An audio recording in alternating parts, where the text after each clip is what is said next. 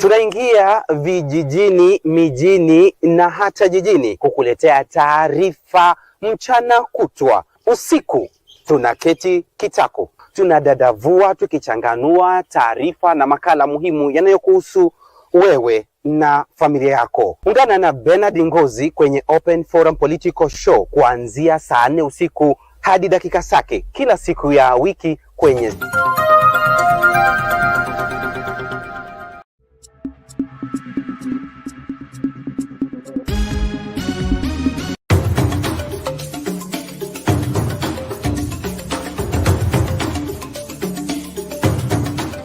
You are watching Sound Candy Talk live.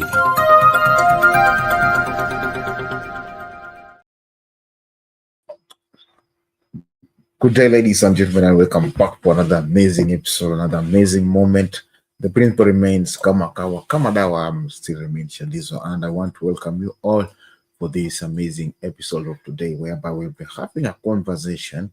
Some will be triggering, some will be adding up, but until the time. So please, I invite you to come inside the show so that we can have the conversation as early as possible so that we don't delay beginning blame one another that we didn't show up early, know what happened. Mapema and your best, that's our principle remains. So I want to welcome you all for another amazing open political forum show, whereby we'll be checking up the updates of the day. And one of the updates of the day is about the union and the civil servants complaining about the leadership. That's one of the headlines matters aired, which is on our desk tonight.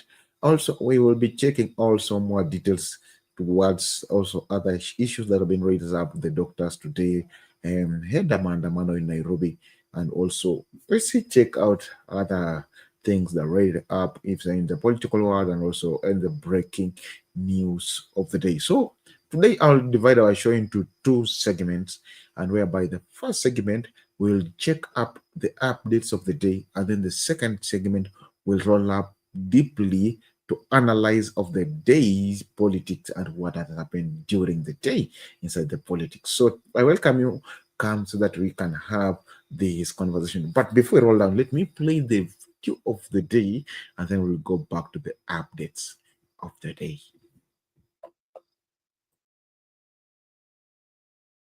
The Kenya National Civil Society Center says Kenyans made their beds by voting for their leaders of choice in the 2022 elections, and they must now lay in it. The civil society group says the working agreement between President William Ruto and ODM leader Raila Odinga pulled the country from the brink of anarchy and has termed the deal a vehicle for redeeming the nation. The executive director, Suba Churchill, has taken issue with Kenyans opposed to the broad-based government, saying they had a chance to elect leaders of their choice and that they should embrace the consequences of being under the leadership of those they chose. People actually are really complaining out here about betrayal, that Mr. Raila Odinga has betrayed the country. Every president who has been there before, and even the sitting one, they have already seen that he has something. It's good we support the broad-based government, and give them time. Give them time to work. Kenyans, consistently go to the polls and vote in those that we prefer to criticize as soon as they are in office, and leave out those that we think should come to our rescue as soon as the elections are concluded. And so we are telling Kenyans to stop this hypocrisy. Stop the hypocrisy of blaming those that you never gave any responsibility and making those that you gave responsibility appear as if they were angels.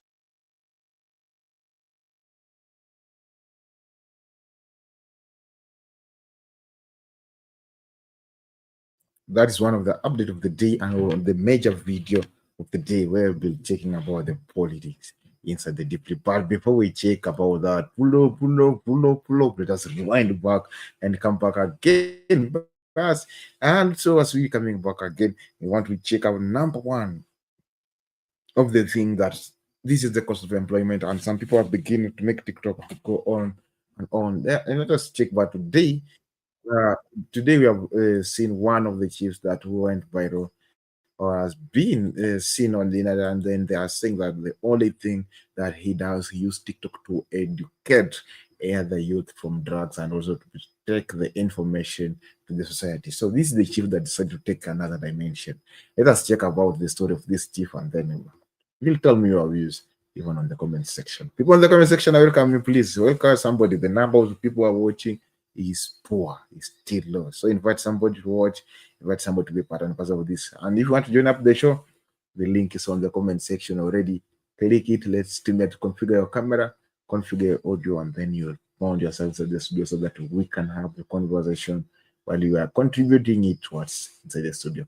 Let's check out the story of this chief, and then you're gonna roll down. Digital platforms are reshaping how communities engage. A chief in Baringo has taken the initiative to embrace technology in a way that not only entertains but also educates. Felix Chesire, an assistant chief, has earned the name TikTok Chief for his innovative use of the popular platform to address social vices like illicit brews and drug addiction. Marianne Nyambura reports. Kipcherere Sub-County Assistant Chief Felix Chesire has become a TikTok sensation. His comical posts on his TikTok handle, Soy Comedy, has earned him a following of 55,000 people on the social platform. The Assistant Chief and two youth, Vincent Chesang and Caleb Kiplagat, are using the platform to raise awareness on substance abuse through comedy. At least imeenda beyond Kipcherere sub-location to Baringo na nzima na hata Kenya nzima. Na hata mambo ya vijana at least wameona baada ya kuelimisha kuhusu disadvantages ya drugs, at least vijana wamebadilika. Pia nimehusisha mambo ya wamama, mambo ya maisha, mambo hata ya health. Chief wetu alikuja akasumbukana na sisi kitambo, hatukuwa tunasikia, so ikafika tu wakati chief akatuongelesha, akatupata kando, ndio akatupea madhara yake. Their skits have resonated with a large audience, more so the Gen Z generation. The only way yenye unaweza pata kila mtu kwa hii society ya sahi ni simu. Hapo awali nikiita parasa, wasee ndio na wamama ndio walikuwa wanakuja parasa. Vijana mara wakuje, unaweza ona wako kwa veranda huko wanaangalia tu simu. So hiyo kitu ikanikujia, tukaongea na hao wasee, tukaangalia hiyo mambo ya TikTok. Ameelimisha wamama hapa, ukiangalia hata sasa tukiongea kuna wamama wenye wako kwa groups ya wamama. Wameunganisha wamama, wameingia groups mpaka wameomba pesa. Marianne Nyambura, Citizen TV. That's how things are happening. Things are happening so fast, but we will be checking all the updates and all the matters of the day. I see Bernard is with us inside the studio, so I still welcome you, everyone. Please feel free, be part and parcel of this, so that we can have the conversation together and we can have the talk together, because we are here to speak and we are here to bring a solution to every part. We have seen this chief decided to use TikTok to bring dynamics to this change inside inside to his village or to the people or where he stays, and he decided to use TikTok. So, and then you are seeing the positive impact of TikTok that it make the youth to hear much from the chief, and also to listen, or to know where chiefs want them to speak, or what chief is spreading all about. I would like to, we are so welcoming Bernard to chief to say hi to us, to introduce you to open the floor.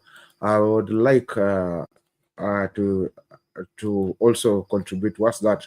How does he feel on about the matters of leaders using the like SHA to spread out, using TikTok to spread out the message where it's bring a positive impact to the society? Bernard, how are you?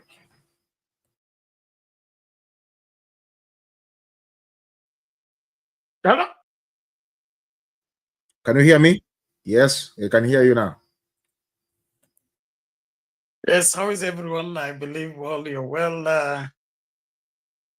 It's a new day with our usual Kenya problem.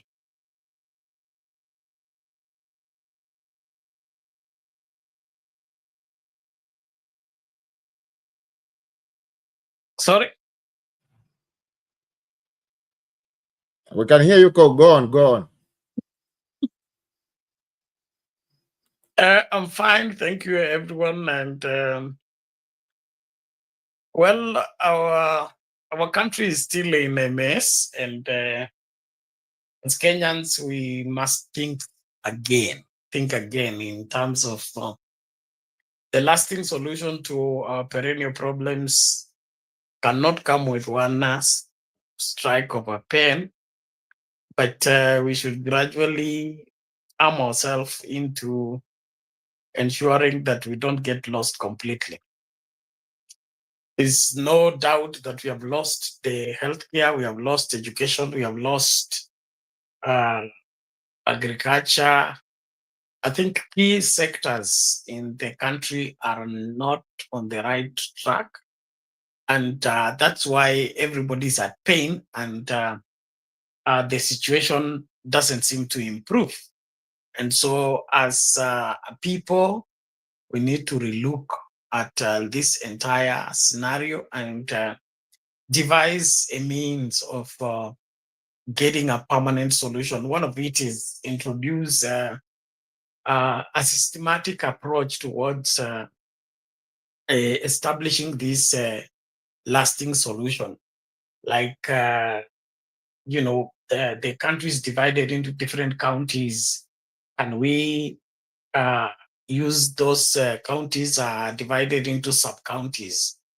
And we use those geographical small areas to begin to deal with these problems one after the other than waiting for the central government to solve everything in the country.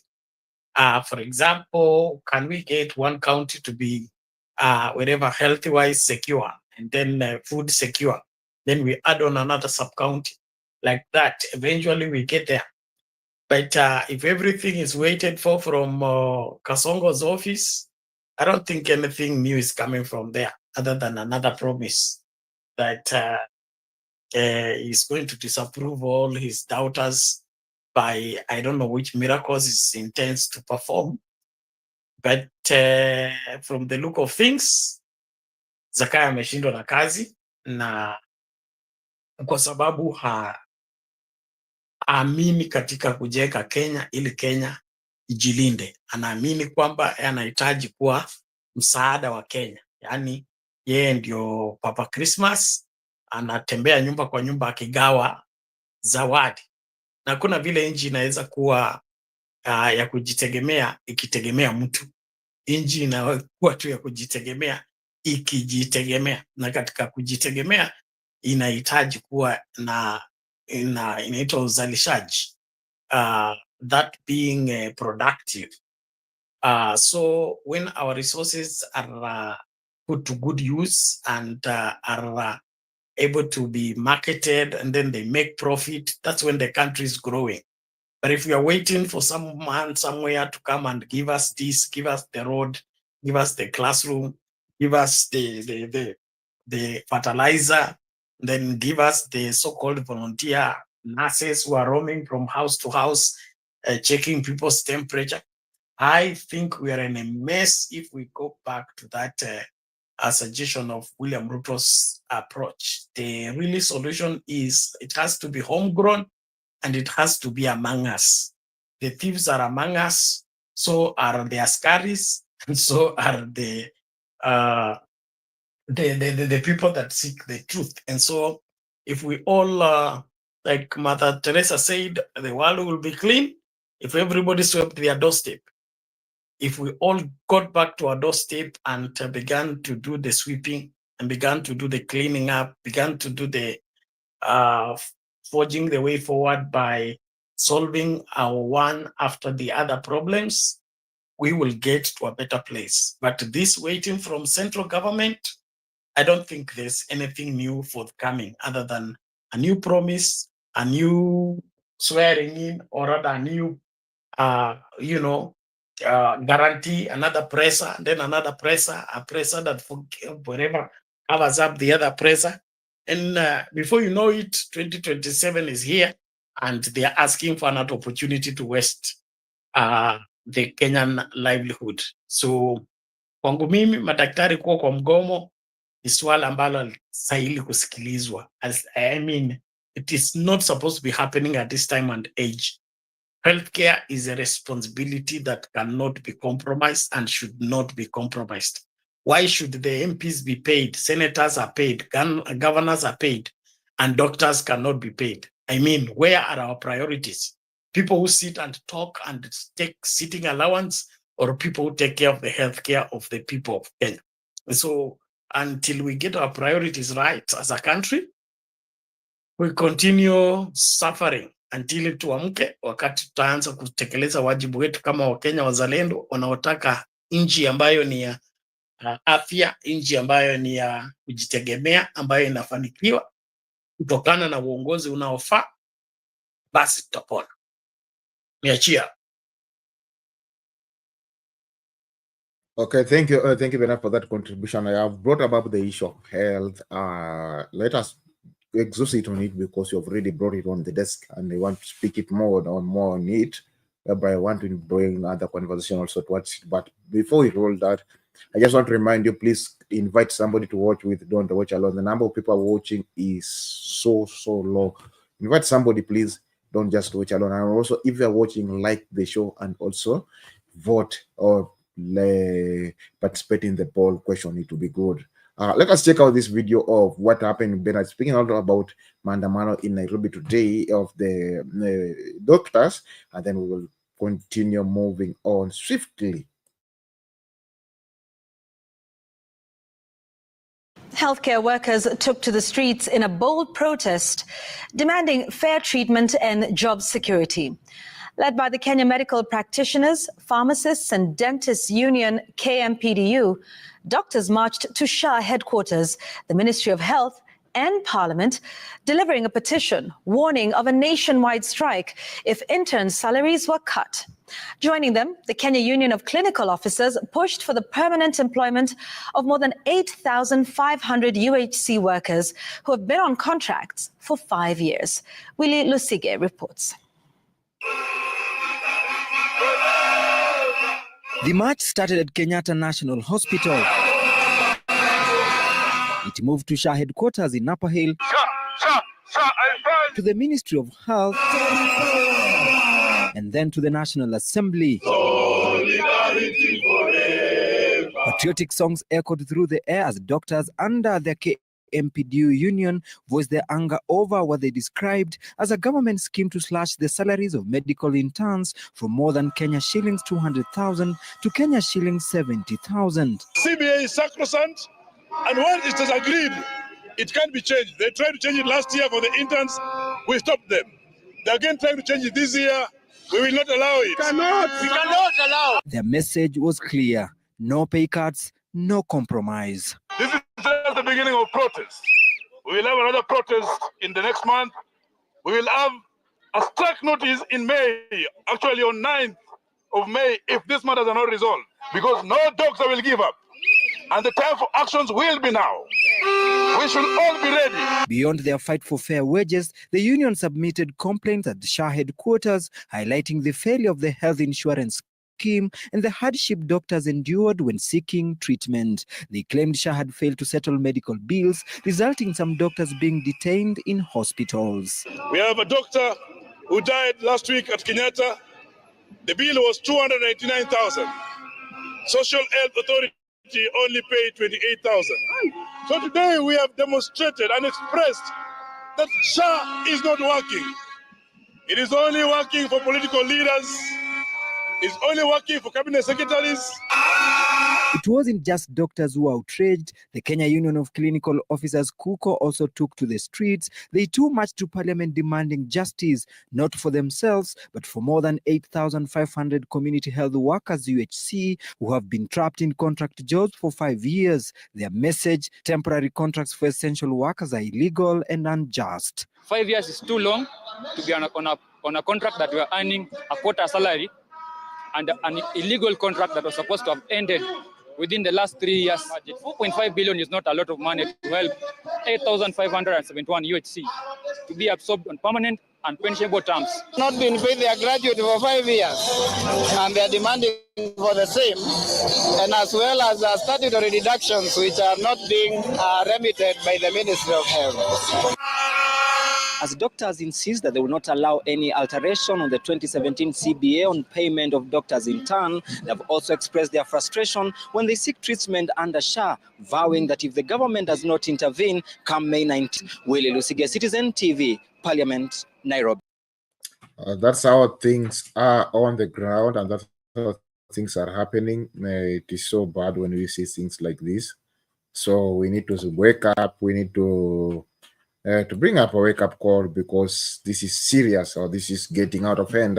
And this is one of the things that Bernard is speaking of, because it is so serious, and it is so painful.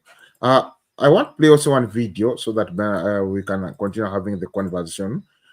It's also from the health story about the health.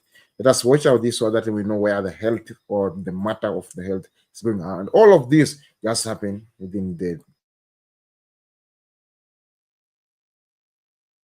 The Ministry of Health faced tough scrutiny over a 98% increase in its proposed 2025-26 budget, as outlined in the budget policy statement. Health CS Deborah Baraza and her permanent secretaries appeared before the Senate Health Committee to justify their request. As Emily Chebet reports, senators directed the ministry to prioritize the absorption of striking UHC staff and on permanent and pensionable terms. Two state departments under the Ministry of Health appeared before the Senator Jackson Mandago-led committee to defend their revised budget estimates, which have surged by over 90% compared to the 2024-2025 budget. The Medical Services State Department under PS Harry Kimtai says while they require 465 billion, they have only been allocated 172 billion Kenya shillings. This comprises of 145.1 billion in recurrent and Kenya shillings 27.5 billion in development. The overall funding gap to the State Department share, which of enumerated here, stands at Kenya shillings 254.2 billion. Chair, I think that is what we expect if we are to operate optimally with everything that we need to undertake. Previously, it was the budget of SHA was not included in our budget. It was an AGA. They were not getting a portion. They were not in our budget. They have been domesticated for the first time in the budget. So that brought a growth of 76 billion. The committee questioned the sharp increase in the request in the ministry's budget, noting that in the previous financial year, they received 91 billion Kenya shillings. Senators questioned why certain ministry functions remained national instead of being devolved to counties. Your argument is that you have so many presidential functions, but those functions are actually not your constitutional obligation. They are for county governments. Why not send that money to county government for them to be able to build their health facilities? The list you have submitted as a presidential directive is nowhere in the budget. And therefore, as is, you have no intention of actually actualizing. The State Department for Public Health and Professional Standards struggled to justify an additional 652 million Kenya shillings, citing it as a funding for community health promoters' salaries. Community health promoters at the rate of 2,500 each, and additional for administration. So if my mathematics is right, in a year it's 30,000 shillings. If you multiply 30,000 by 8,000 additional workers, gives you 240 million. So the administrative cost to it is more than 100%. Because then if you say 652 minus 240, you get almost 400 million for administrative to administer 8,000 workers. The ministry struggled to address the UHC strike as senators questioned why some staff were made permanent and pensionable while others remained on temporary contracts despite having identical COVID-19 hires. We want to see the budget of the next financial year. Money for confirmation of UHC staff. We are not willing to take anything less than that.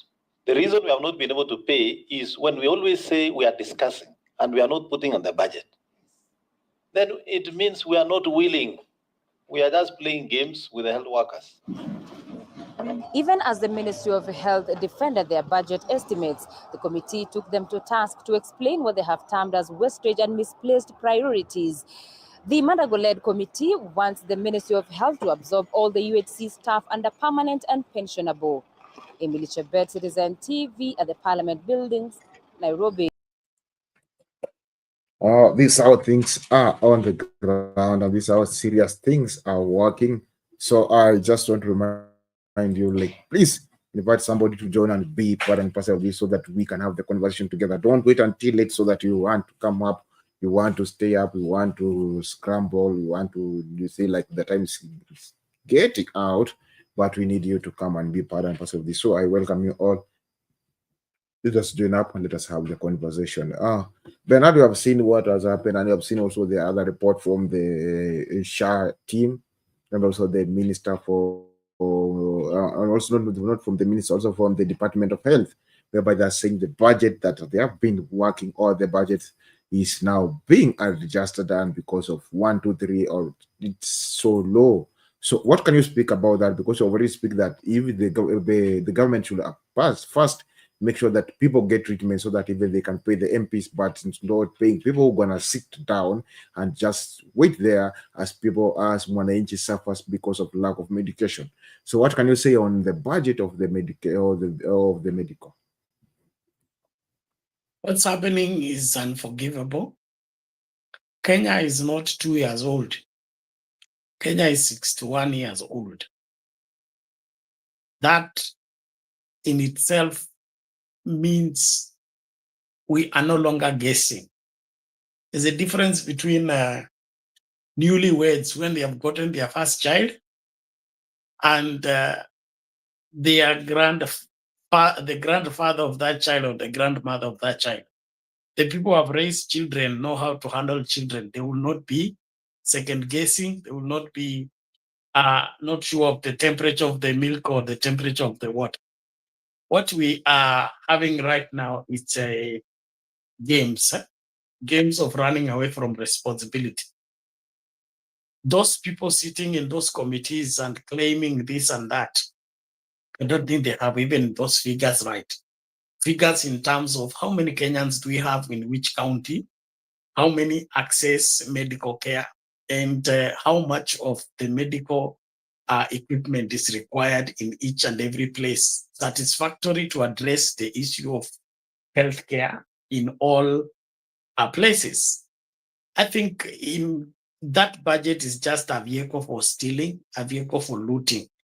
Look at the way the minister and the PS are responding to questions, that they have a budget of 600 million, and of the 600 million, 400 is for administrative purposes.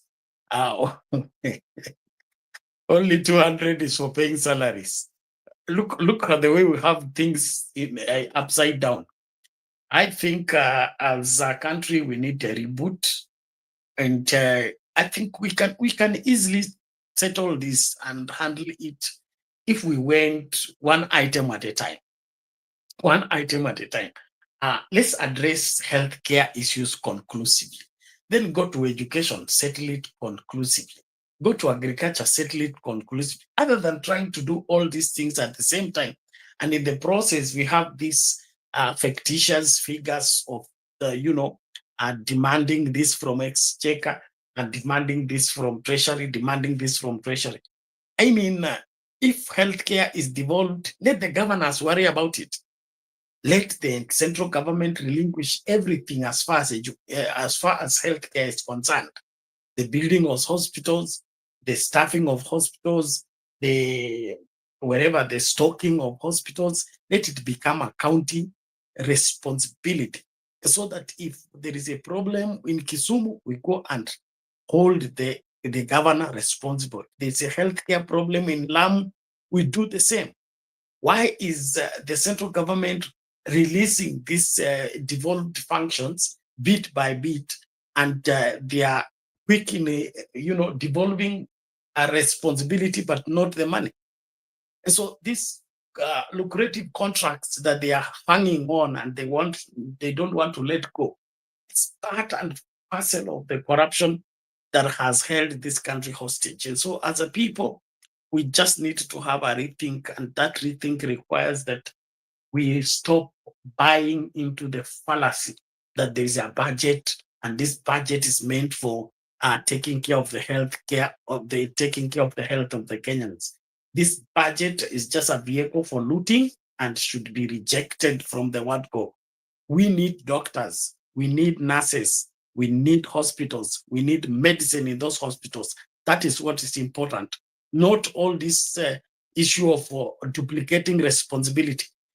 This issue called health, community health, wherever, community health workers. It was Ruto's imagination. Okay, now it has generated another budget. That is where all this, wherever 600 million is going. And then at that time, you have people roaming around who don't have medics background. They have not studied medicine. They are roaming around taking people's wherever body temperature and issuing Panadol. While the doctors and the clinic officers and the nurses are not being paid. They are on strike. What kind of government is this? What kind of people are we? What are we becoming as a society that we enjoy seeing people sick and without care, yet we continue, defending and protecting an administration that has absolutely failed in terms of addressing the plight of Kenyans. So as a people, we have a lot that needs to be done, and so fast. And one is, let us begin by agreeing. Is healthcare devolved? If it's devolved, let it be devolved 100%. Tuache maneno ya sema some services are still at the central government. If the central government wants to be in charge of paying doctors, let that alone be their responsibility. They must ensure that the salary for the doctors is there. But every other thing, buying of medicine, building of hospitals, and ensuring that each and every sub-county has at least a hospital where people can be attended to, and those hospitals are fully stocked with medicine for the welfare of Kenyans. We don't need that SHA thing. That SHA insurance is part of the conduit for stealing and robbing. We don't need it. All we need is functioning hospitals, hospitals with doctors, and hospitals with medicine.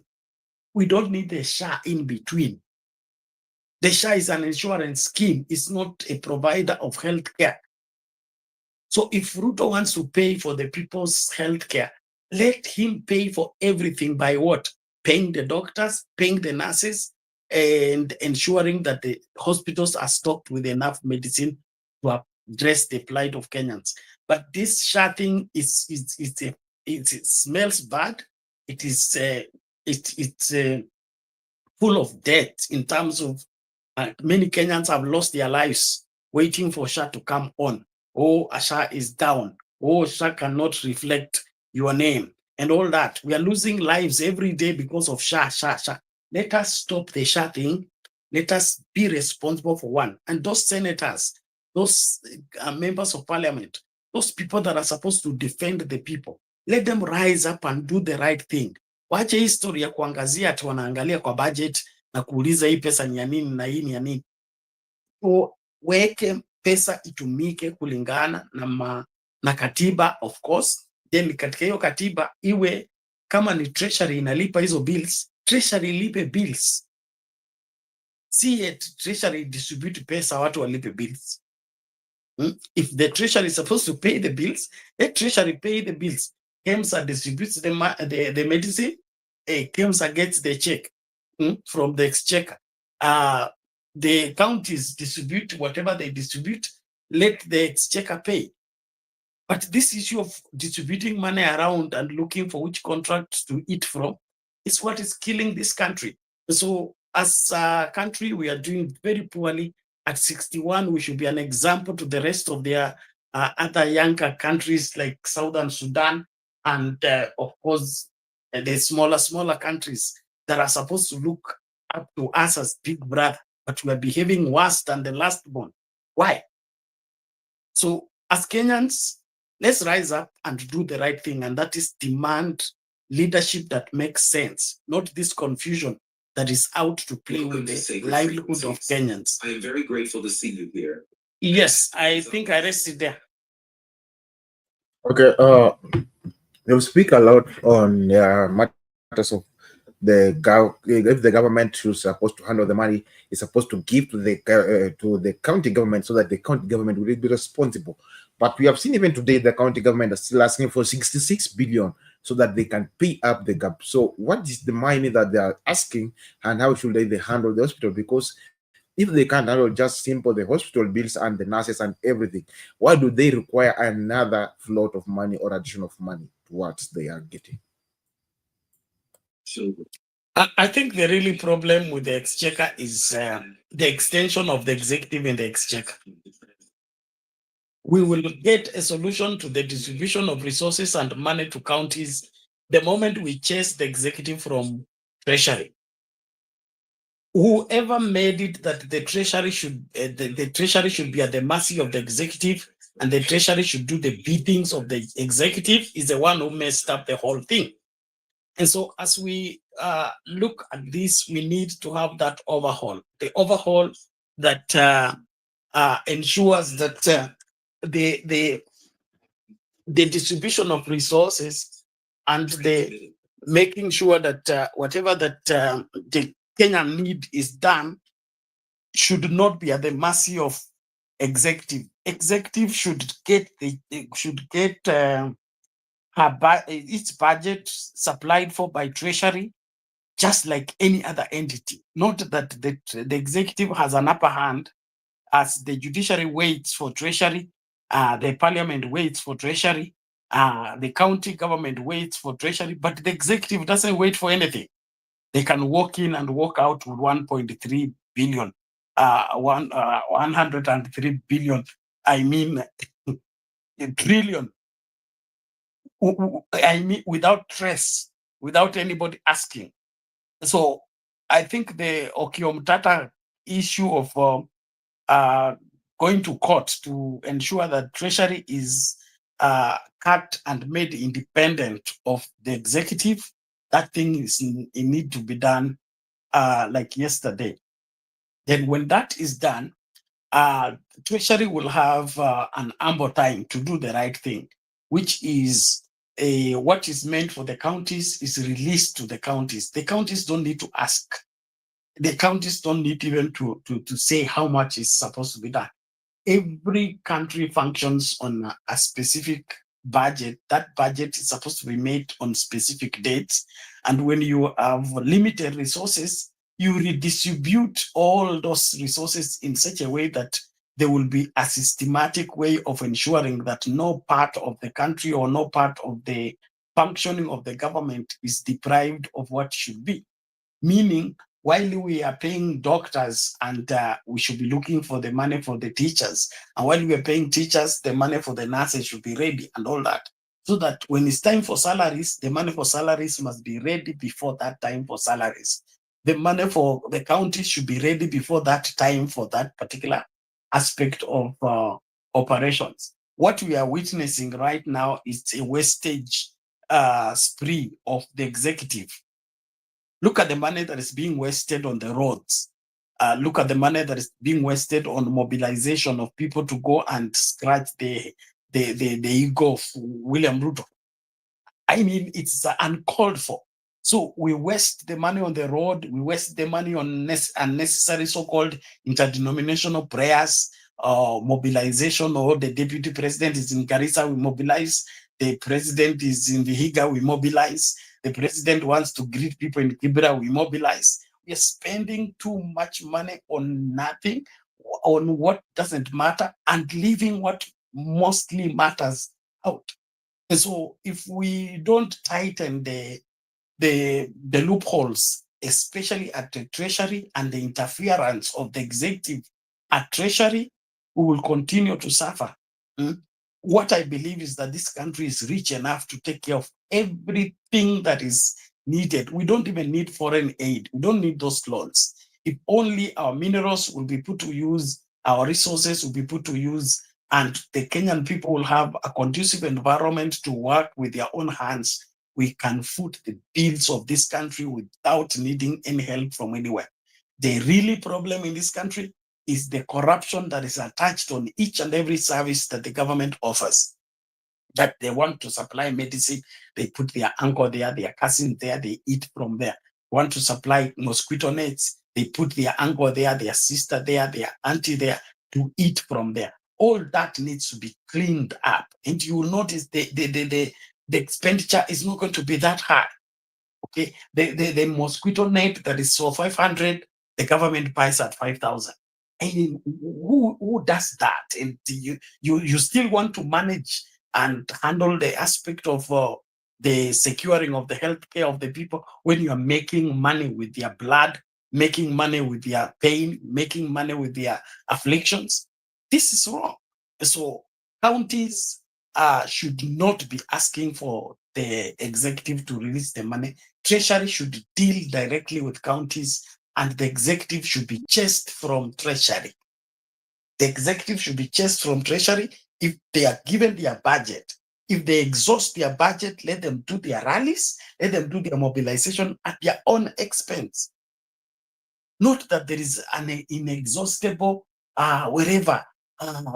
drawing for the executive to waste the money around. They paint the State House blue this way. They want to turn it into white. The other day, they remove the Cabero. They bring it back. They remove the tarmac. They bring it back. All that is wastage because they have seen where the well of the money is, and they can access that well of the money without being questioned. The Parliament needs to rise up and do the right thing. The Senate needs to rise up and do the right thing, and that is rescue the Treasury from the interference by the executive. Let the executive be given. They want 600 million, let them be given. It's 600 billion they are given. That is your budget for the whole year. If you're going to entertain pastors, do it. If you want to entertain elders, do it. If you want to entertain your uncles, do it. But this must last you what? A whole year. That way we're going to have some discipline and we're going to have some change that is going to take care of the welfare of Kenyans. But this other one of people have free access to Treasury to do anything they want, and then others have to wait, and others have to be put on hold. It's uncalled for. It's unethical. It's unbecoming, and we should not encourage it at all. Thank you. Ben, before we continue, I'm sorry for cutting you, but I wanted to check out this so that you can continue as knowing, as we people know what has happened or why how much has been demanded to be added from the government. Let us watch out this. The president has assented a 66 billion shilling supplementary appropriations bill into law aimed at plugging critical financing gaps and steering key reforms. The education and health sectors are the biggest beneficiaries, with additional allocation of resources that will sort out key areas that have been the cause of widespread protests by practitioners in both sectors. Jimmy Mbogo reports. The education sector has emerged as a major beneficiary of the second supplementary budget, receiving an allocation of 49.1 billion shillings. Of this, the Teacher Service Commission will receive an additional 18 billion shillings to cater to, among others, teachers' promotion and enrollment shortfalls. University education is set to receive 16 billion shillings allocation, out of which 4.2 billion shillings will cater to the implementation of university collective bargaining agreements. TVETs and the school feeding program will see an allocation of 8 billion shillings and 600 million shillings respectively. There is also money for Kenya Primary Equity. Other beneficiaries include the health sector, which has been allocated a total of 13.7 billion shillings, out of which the Kenya Medical Supplies Authority, KEMSA, will receive a recapitalization of 1.5 billion shillings. To promote the pillars of universal health coverage, the Primary Healthcare Fund will receive a seed capital of 3 billion shillings. The Emergency Chronic and Critical Illnesses Fund has also been allocated 3 billion shillings, while healthcare interns will benefit from a 1.5 billion shillings stipend allocation. To further strengthen the healthcare system in the country, the government has allocated 1 billion shillings to the Moi Teaching and Referral Hospitals for personnel emolument, while the Kenyatta National Hospital will receive 1.7 billion shillings in appropriation in aid, even as the Kenyatta University Teaching and Referral Research Hospital is expected to receive 1.4 billion shillings. Additionally, the operationalization of the primary healthcare network is expected to cost the government at least 600 million shillings. Jimmy Bogo, Citizen TV, Nairobi. Now, I hope Bernard, you have seen what is going on, and I hope you have seen what's happening, because that's what's going on. See, they are kuna pesa, but yet the money that is being given out is not reaching to the wananchi. It's not getting in the hand of the wananchi. The problem that wananchi are facing, they are still on and on and on. It's still the same game. It's still the same game. Ruto wants to appear to be the one giving. Okay, he is the one giving. It's not government operating, and that is where the problem arises. The government is supposed to work like a system. A system meaning one thing leads to another. As long as there is a specific budget, how much for education, how much for healthcare, how much for supporting of the farmers and things like that. Those things need to happen without necessarily the president's interference or the president's authorization. He's not supposed to authorize anything. As long as as soon as the parliament has authorized, we have this money for this money for this, then it becomes the responsibility of treasury to make sure that that money is taken to the various sectors where there has to be the president allowing or the president signing or the president allocating. That is where the whole problem arises, where one head is being used to do everything, which it's not balancing. So we take care of the education, and then by the time we are through with education, healthcare is empty. We now run there to do. So we are doing from crisis to crisis, not by design.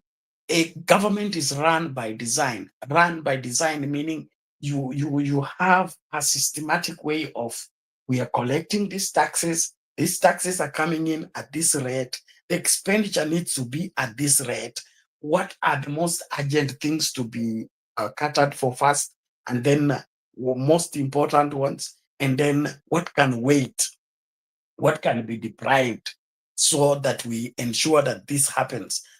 What is going on can only precipitate into a crisis, simply because this one individual is looking at the situation from his political angle. So he's ensuring that there's money for universities to get lecturers back to the classrooms or lecture halls, and then it will now say that Ruto has helped the wherever the lecturers to go back to class, or Ruto has made sure that the university education is taking place, or Ruto has ensured that this and that is happening. That is not how a government works. The government should work with or without the president. Or I mean, the president's input is to head the affairs, not to do the micro work of day-to-day activities of the operations. We have Ministry of Treasury. We have the Treasury itself. We have wherever the Ministry of Education and higher education and all those things. What are these ministers doing if Ruto is the one to allocate 2 billion for what, another 6 billion for what, another 6 billion for? I mean, this is a mess, and this mess cannot be stopped until the right way of doing things is embraced. What is the right way of doing things? Let the treasury do the job without the interference of Ruto, without the interference of the executive. Let the ministries do their work, so that if education fails, we will hold the Minister for Education accountable. But if you have usurped the authority of the Minister for Education, you have usurped the authority of the Minister for Healthcare. I mean, when something goes wrong with healthcare, why should we blame the minister if the president is the one doing it? So there is no need of us having ministers. If Ruto wants to run the show and he's able to contain all that, let him be the minister, let him be the president, let him be the parliament, let him be the judiciary, run everything and see how far he will go.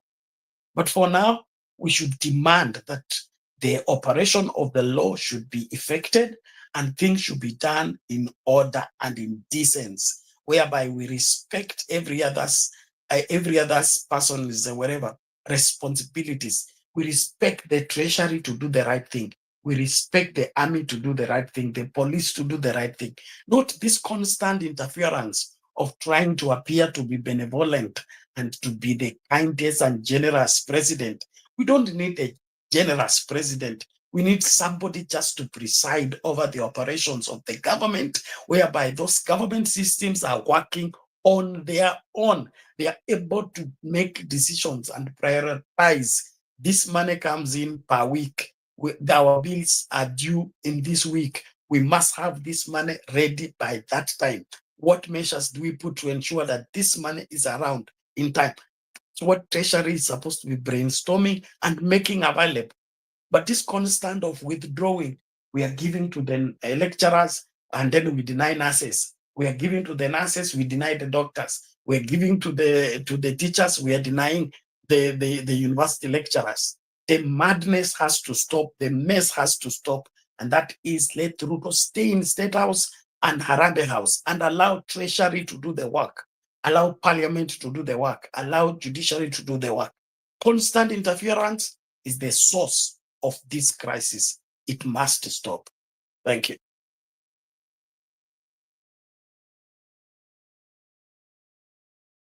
Thank you, Bernard, for that contribution. Please, and still remind you, invite somebody to watch with.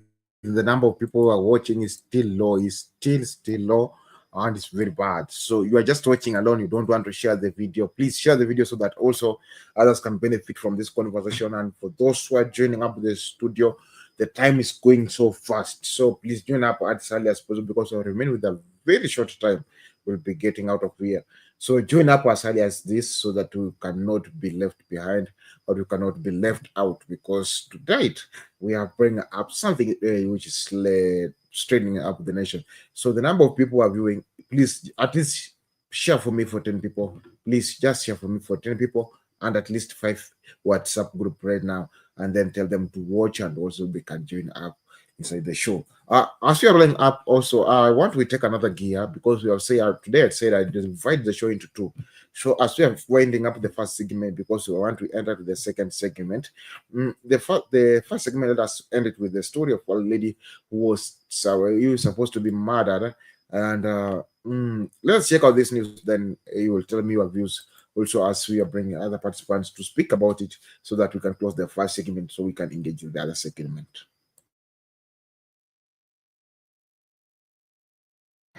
The family of Margaret Nduta is holding on to hope after she was spared from a scheduled execution on Monday evening.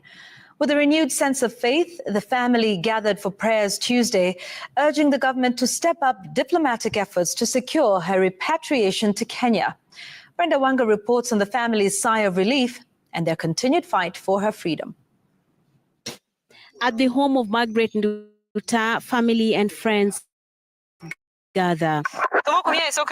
It has been a tense few days for the family and the community as they waited with bated breath to know the fate of the 37-year-old woman who was staring at execution in Vietnam. Today, a guarded sense of relief can be felt. Asante sana Mr. President, kwa sababu mtoto wangu hakuuliwa, umlete huku Kenya. Asante sana.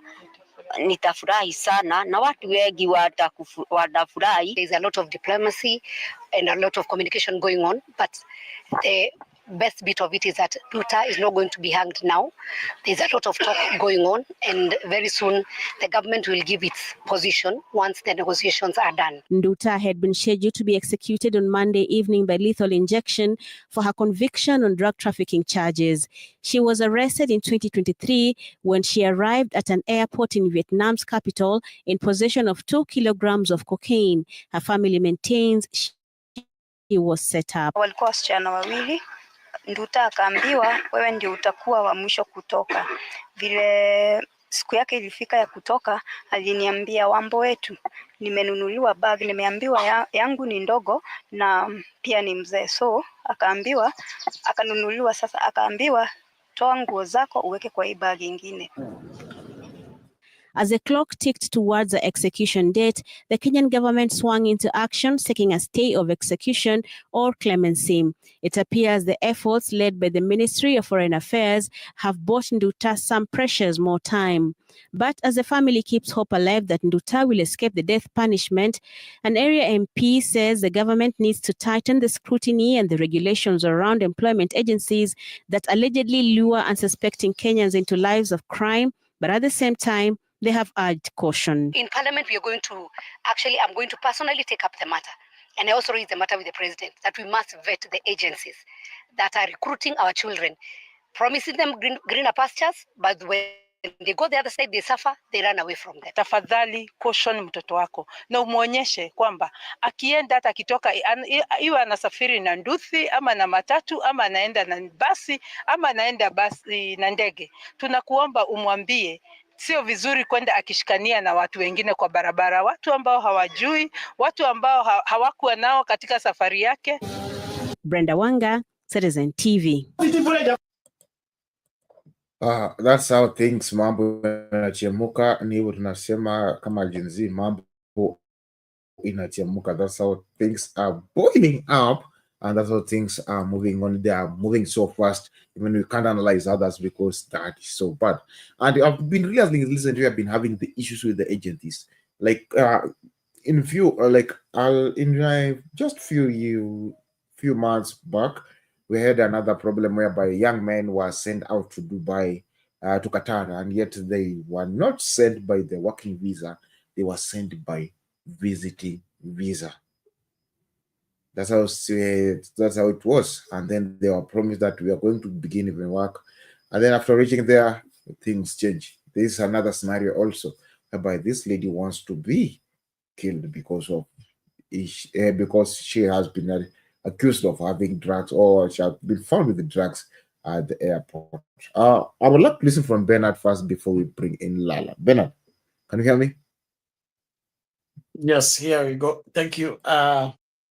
That case is I know that the Kenyan economy and the Kenyan people are not having a cup of tea with the current economic situation, and this has been going on for a while. But there are limits to how much you can get into looking for money. I think our greed and a quick money approach is one of the things that's contributing to this. I believe people should just be content with what they have and believe God for a better life, other than allowing yourself to get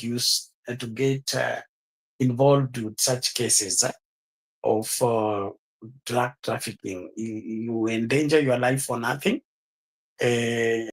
Like this lady now, she was sent by her masters to go and deliver the package, and now she's the one facing the hangman and not the masters. So as people, please lay a control over your appetite, and don't be deceived that there is some easy money out there that is going to fall on you, or rather you're going to make one sell and make a kill for all the money you need in life. God promises us daily bread. Let us appreciate that daily bread and, of course, live our size per time. The intervention of the government for the rescuing of the lady from execution, it's a welcome idea, but I still insist prevention is better than cure.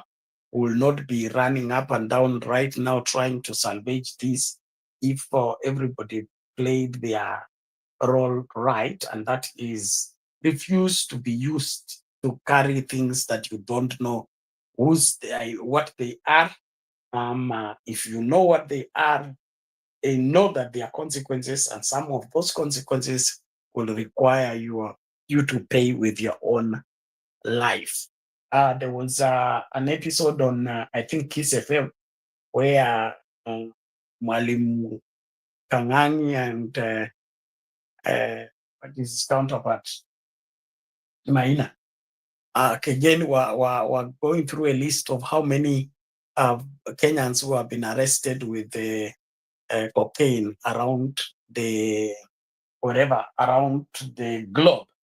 And the list seems to be endless. Some in Dubai, some in Qatar, some in wherever, in other places. Now, this, especially when it's involving ladies, madada zetu tafadhali, tuliza boli. Okay, tuliza boli, wacha kutumika katika masuala ambayo yatakuhatarisha maisha yako. Saa hii sasa mama huyu Nduta ako na wasiwasi, nchi nzima iko na wasiwasi, mambo haendi vizuri, na hiyo yote inatokana na nini? Uamuzi ambao mtu alifanya binafsi kwenda kutekeleza kitu ambacho hakikubaliki. Tafadhali tuliza boli, fanya kazi na mikono yako. Biblia inasema kula kutokana na jasho lako na uishi size yako part time. Wacha kujiingiza kwa masuala ambayo hayafai.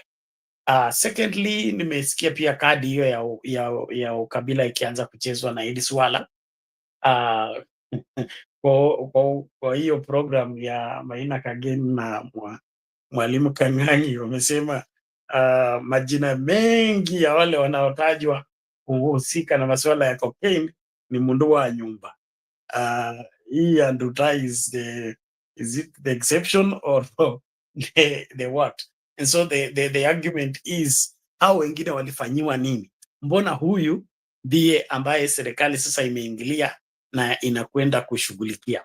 Ama kuna mambo ambayo yanahusu huyu ambaye yanahusu serikali hii ambayo Wakenya hawajaambiwa? And all that is speculation and of course trying to cast the net widely. But for me on that issue, if Nduta is rescued to come back to Kenya and serve her sentence from here, the better. But going forward, dada zetu especially, please tujaribu. Najua hali ni ngumu, economy ni mbaya, lakini usitoe uhai wako kwa kwenda kutafuta dola moja tu. Hakuna haja kujiingiza kwa mambo ambayo yatahatarisha maisha yako na yapatie pressure wa wazazi wako bure, ilete mambo ambayo sasa saa hii picha iko worldwide, dunia nzima inahusika na hili swala. All of it was a personal in the private decision. Now it has become a public issue and the whole world is concerned about it. Please, let's keep within the boundaries, do what we need to do to get where we need to get to. Na jina la Kenya pia linapaswa kuheshimiwa. Wewe kama ni Mkenya, usijiingize masuala ambayo itaonyesha Kenya kuwa mbaya. Najua tuko na shida hata kwa uongozi na lile jina ambalo tunajipatia huku nje, lakini haifai kabisa. Jiheshimu, heshimu wazazi wako, heshimu nchi yako na jiheshimu wewe mwenyewe. Usijiingize kwa masuala ito, nikiuza hizi rolls tu nitakuwa nimepata mamilioni, nitakuja kujenga nyumba. Sasa saa hii Nduta hakuna saa hii anapigania nini? Kupata tu siku moja ya kuishi. Nyumba atajenga saa ngapi? Dola yenyewe iko wapi? So tafadhali, let's think widely, let's be careful. Lastly, as Lala comes in, katika sheria ya usafiri, wale watu wote mmesafiri international, hauruhusiwi kubeba mzigo ambao hujapaka wewe mwenyewe. All planes and all they demand that the person traveling is the person who packs his bag, so that whatever that is found in the bag he should be able to answer for the same. So hili swala tu nilienda nikapewa mzigo nipeleke, ulipewa mzigo na nani? Ulikuwa unamwamini kama nani ndio ukakubali kuubeba? So kama umepewa mzigo wa kubeba, basi ufunguliwe na wewe ukaupack afresh, ndio ujue kwamba hii kitu nimebeba ni vitabu, hii nimebeba ni Biblia, hii nimebeba ni nguo. Lakini suala la wewe kupewa mzigo alafu unabeba kana kwamba ulikuwa umepewa na mama yako umpelekee aunti yako, hapana. Let's have some little sense of responsibility, kuona kwamba hivi vitu ninavyosafiri navyo naweza kusema niko na 1, 2, 3 ziko kwa huu mzigo, lakini si eti nilipewa nikabebe. Lazima tupevuke. Asante. Over to you. I think, Ben, let me listen to Lala. Lala, how are you?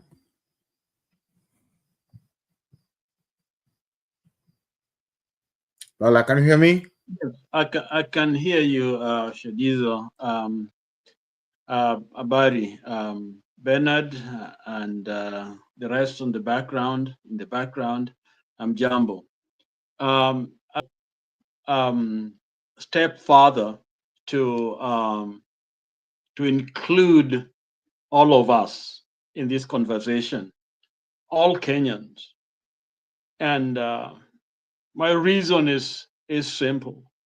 When you have a country that has no respect for the law, then you raise citizens that believe that you can get away with anything, including cocaine or whatever it is that's out there, because somebody will buy the system. So we live in a fool's paradise, starting from the president himself, that they've created an atmosphere where Nduta does not believe that she can face anything as long as they have the money.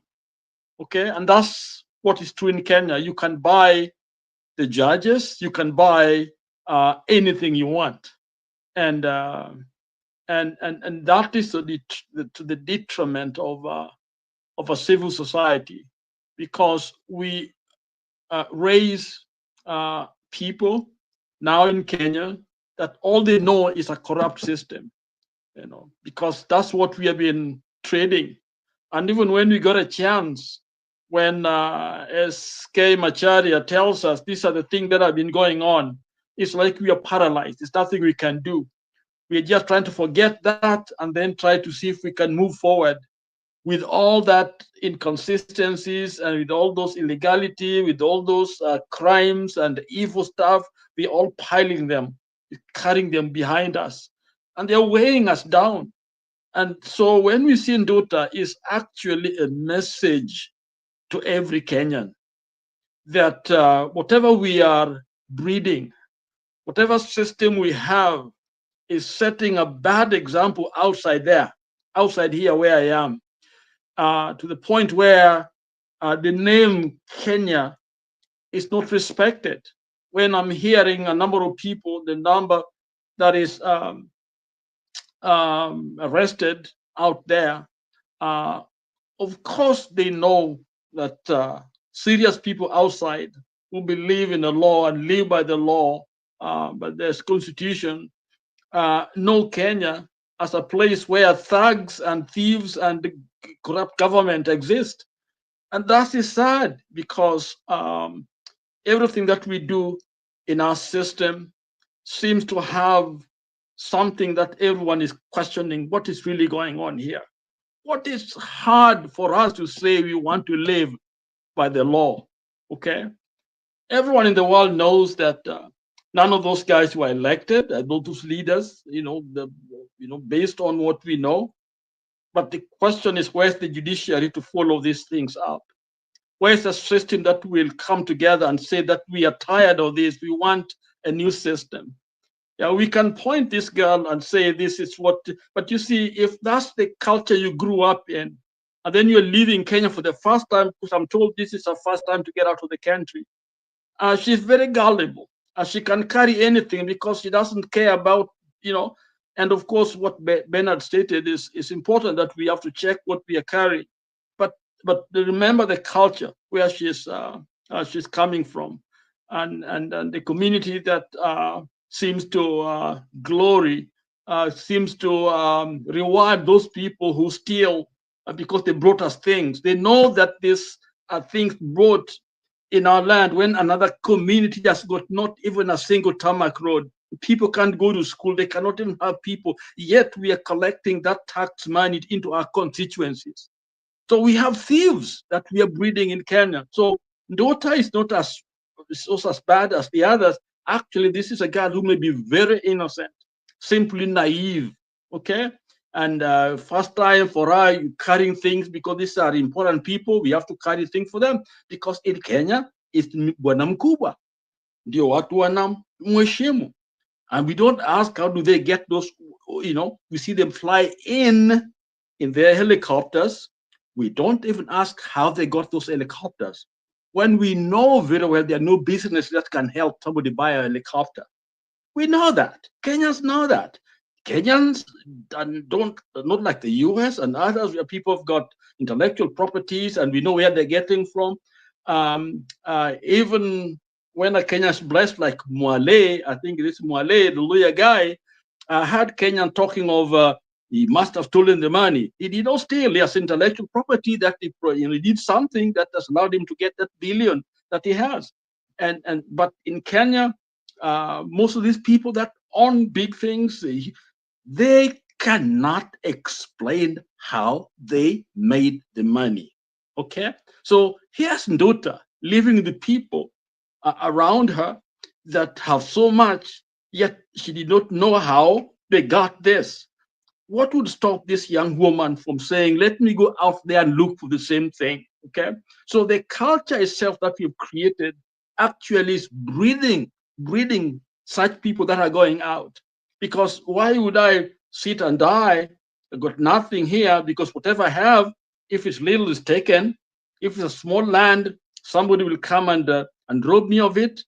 And so Ndota and the rest hear that there is a job in Malaysia, in Arabia, they go.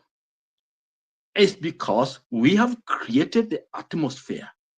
Unless we correct our system, our politics, unless we do something about our economy and honesty amongst us, and truthfulness and bravery, brave enough to be able to stand for Kenya, unless Kenya means something, I'm telling you, we are in trouble. Kenya has wonderful things, wonderful name, okay? Most of you knew last week I was in Jamaica and got my little bracelet called a Kenya, okay? And people come and stop me, and from Kenya, the runners and all that. So there's something good about being Kenyan. But on the other hand, when all we are doing now is producing thieves, those who are trafficking, and above all, in fact, the worst thieves are the politicians, because we read everything happening in Kenya is read everywhere. So people know potential investors, they look at each nation, what the safe place to invest, crime, all this corruption and others. Those are the indexes that allow them to decide where they put their money. And the world of today is a world of commerce. It's a world of business, a world money moves. There's no way we can be an island. And if investors don't want to come because it's unsafe, because people are not speaking the truth, because elections are not respected, then they don't know whether they're going to keep their money or they're going to lose it. And so what we do here is we chase them away. And then on top of it, then we see our people caught with drugs outside there. Then no one really wants to come. They say Kenya is a great country, but is it safe? And I hear that all the time. How safe is it to go there? What month can I go there? Okay. So, of course, we as Kenya patriot, we say it's a safe place, you can just go. But you know what? They read. So to me, it is sad. Our young lady, clearly is a victim. Okay. In one level, she's a victim because I think this is her first time to go there. On the other hand, is we have created these monsters in our nation, people who will stop at nothing to get what they want. It doesn't matter, who you are, they will come for your stuff. And this is what we are breeding if we don't take care of the nation. Our young people and others that have got nothing to lose, why would you be earning and eating well when they know very well you don't know that money not come from your sweat? You know what? They're going to come for it. The level of anger will increase the point where they'll not let you sleep in peace. So I think this is a wake-up call, daughter issue, and I think she should not be hanged because, one, she's a victim. On the other hand, there are other ways to punish her, rather than killing her. And so I'm with the people that are saying no to death. But Kenya, this is a message for all of us. We are the one that have created Ndota and actually are the ones who have done this. We are all culprits of such acts because of our failure to have a good governance, our failure to defend and protect good governance, our failure even now to demand the truth, which to me is very simple. Right now, Baba Raila Odinga should be the president, not Ruto, period. Till 2027, then we can make another election, because according to the vote that were given last time, there are people who won, and it's much more clear. We know exactly what happened. Why do we have to live at 2027 when we can do it now? It's not a private matter where Baba can decide with Ruto what to do. It's Kenyans. And I think we should tell Baba, instead of telling him, make this government with Ruto and whatever, tell them to go to the constitution. Let constitution take, its route, and let Baba form a government, even if it is 1 month or 2 months, to organize the nation so that we can get a better election, when he retires. That's my own stand based on what I'm hearing going around. Back to you, Shadizo. Thank you, Lala, for that submission. It is great. I want to remind people, everyone, please let us join up the show. The number of people viewing is still low, and we are remaining with very, very, very few minutes for this second segment. Okay, once we check more details towards into politics, because we are speak a lot, and then a lot is cooking up, but a lot of discuss it on Thursday. But what I want you is let us join up the show, share the live, and also invite somebody to be part and parcel of this. Okay, let us take this get to another level, whereby we'll be checking out the dynamics of the government. Let us check out this, and then we'll have the conversation.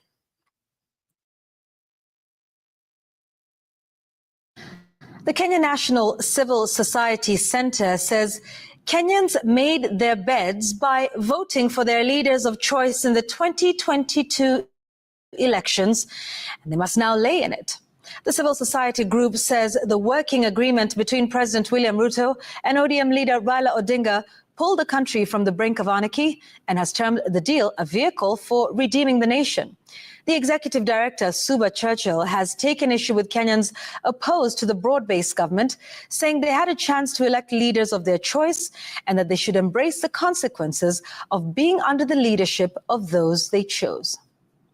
People actually are really complaining out here about betrayal, that Mr. Raila Odinga has betrayed the country. Every president who has been there before, and even the sitting one, they have already seen that he has something. It's good we support the broad-based government, and give them time.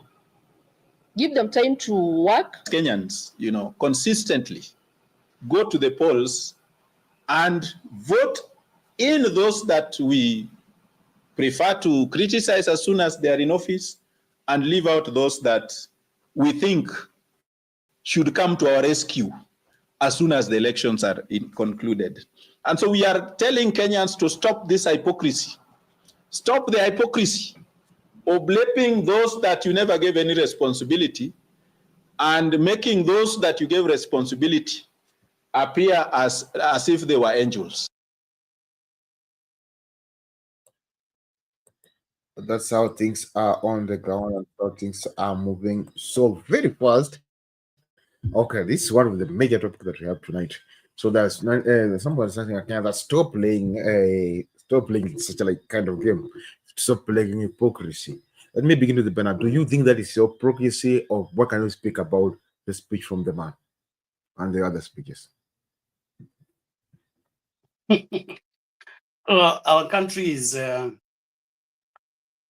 I think our country is caught up into convenient narratives whereby if you can use hate to push your narrative and get believers in hate to follow you, you continue digging that hatred and fueling that hatred and painting it so that everybody buys into it.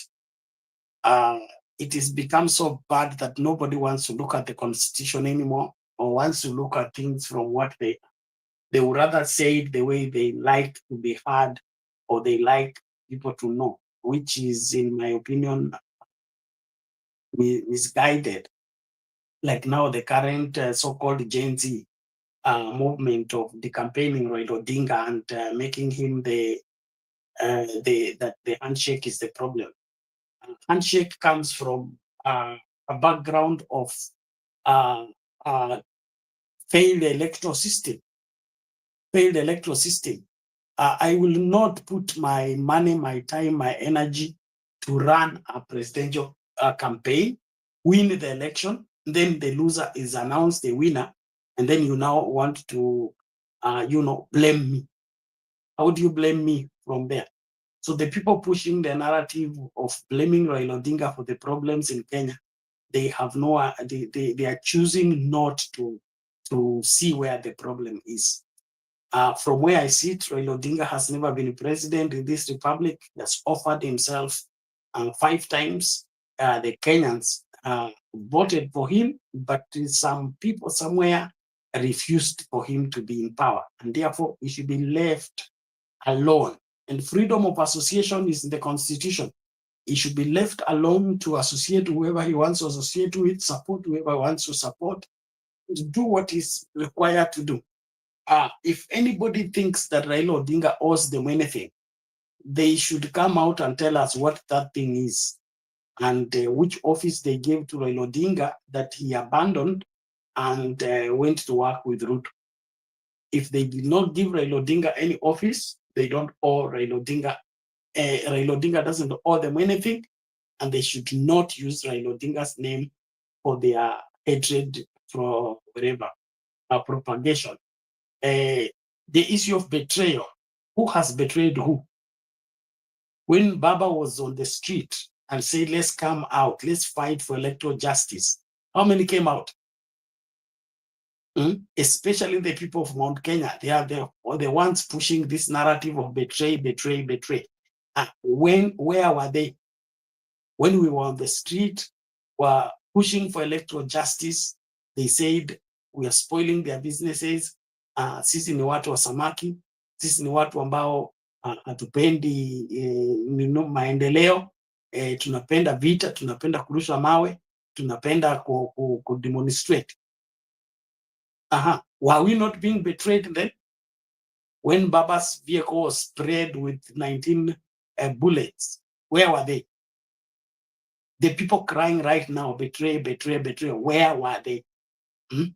When Baba's vehicle was sprayed with bullets, Upper Arikana on Jogo Road, when Baba was coming from the US, that time Uhuru Kenyatta was president, where were they? The people were killed, were shot at Lens Road and things like that. Now, all those people, where are these people crying right now that Raila has betrayed them? The person that has betrayed Mount Kenya is William Ruto.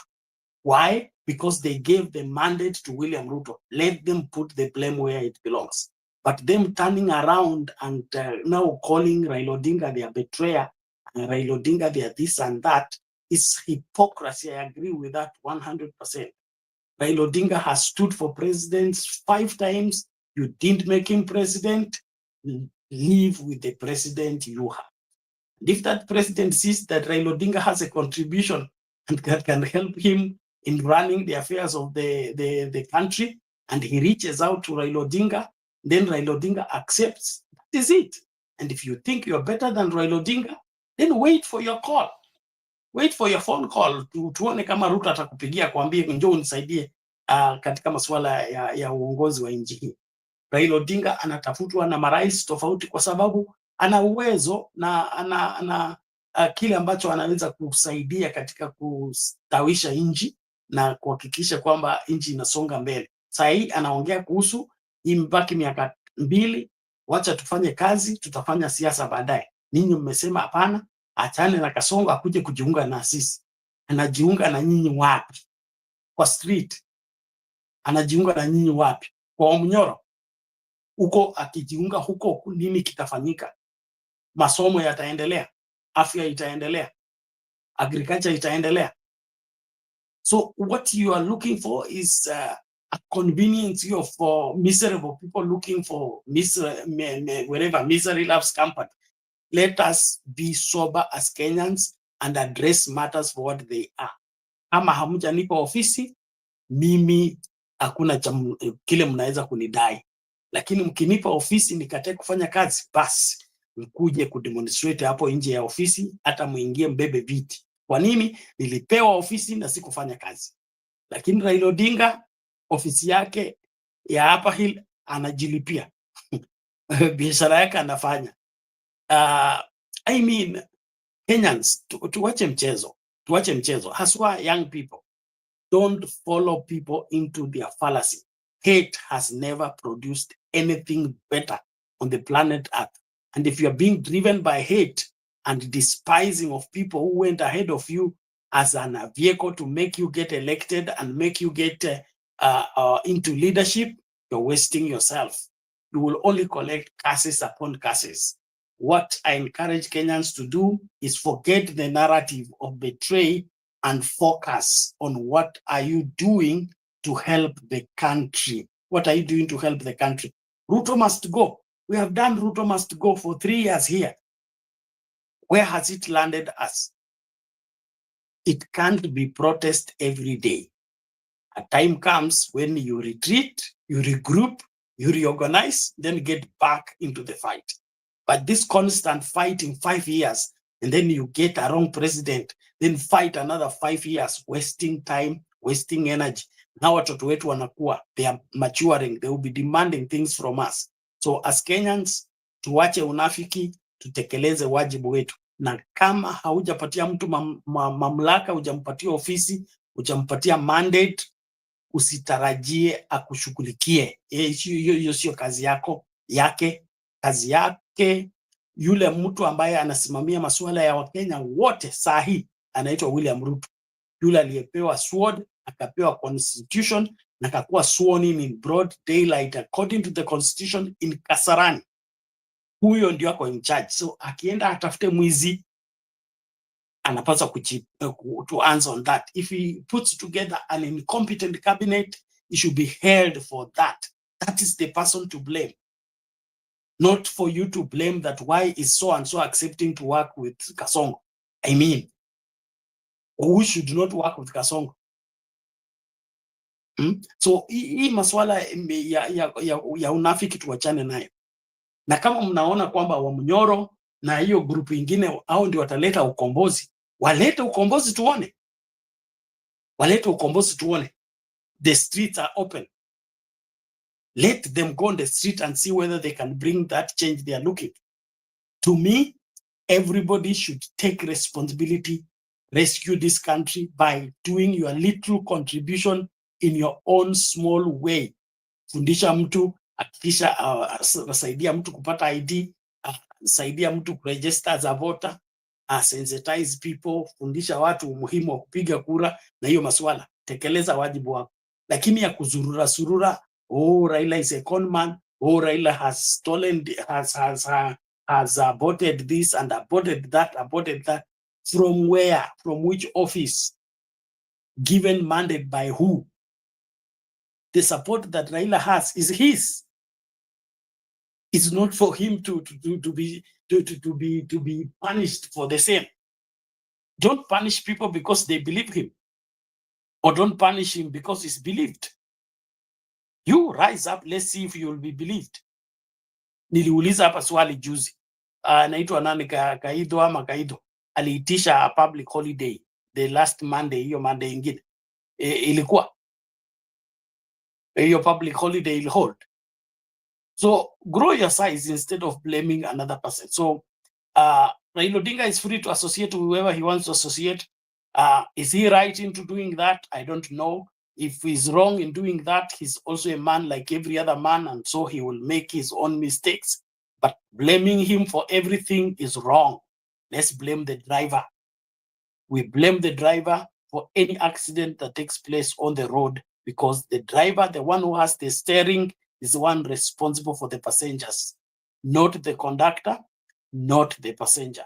Let everybody understand that if you want to fix this country, we fix the head, we fix the leadership. And the current leader right now is William Ruto.